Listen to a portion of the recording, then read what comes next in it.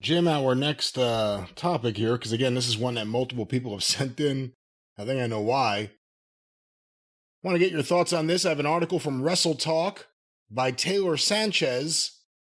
ESPN honoring... Is that Dirty's little sister? Dirty Sanchez's little sister, Taylor? It appears this is a man, perhaps his brother, but ESPN honoring WWE as Sports Humanitarian League champion.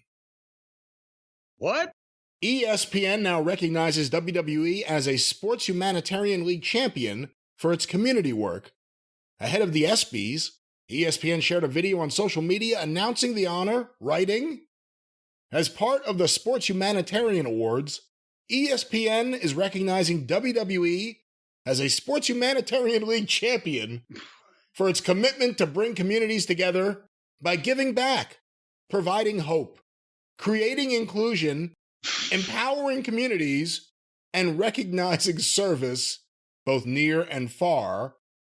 What about their boring, phony-looking, silly, nonsensical programming does any of those things? What about the hush money fits in with any of that? ESPN has been, I guess now that you've just brought that subject up, it would be in poor taste for me to say ESPN's been in bed with the WWE for some time now. When did this worm turn?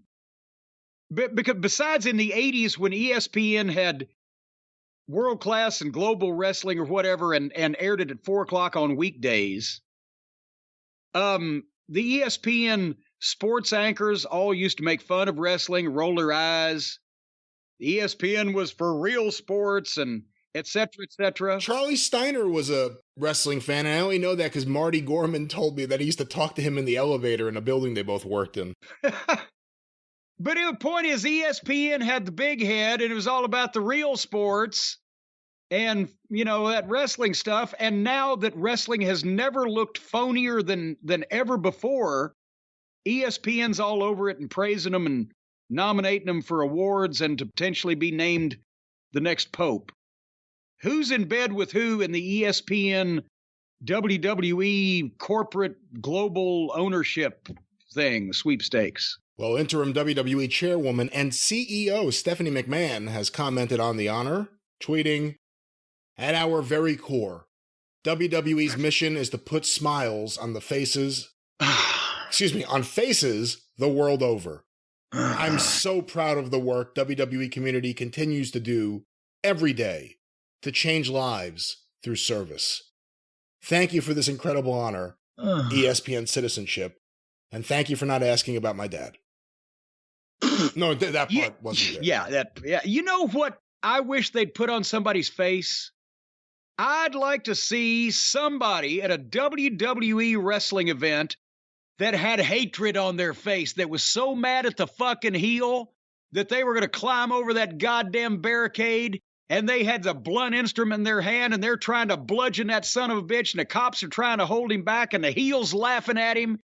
And that fucking guy is fucking bullshit, and he has decided right there at that point that if he ever gets out of jail, he will get his hands on that heel, and he will not only do that, but he will buy a ticket to every fucking match that heel has until some babyface kicks the shit out of him, beats him bloody, and pins him. That's what I want to see, because I used to see about 100,000 of those a week, and I haven't seen one in a long fucking time. I don't want to see all the fans laughing at what I'm doing and say, "Oh, look at that fake phony son of a bitch. Isn't he funny?" I want to see people trying to fucking kill me, because they'll come back next week and try to do it again. And as long as I keep them mad at me and convinced that what I am doing is completely legitimate and contrary to their best interests of them and their heroes, they'll keep coming back until I get fucking sodomized with a rusty fishing knife. And that will happen on pay-per-view. Smiles on people's faces. Highly overrated smiling. And that will not be a pay-per-view I purchase.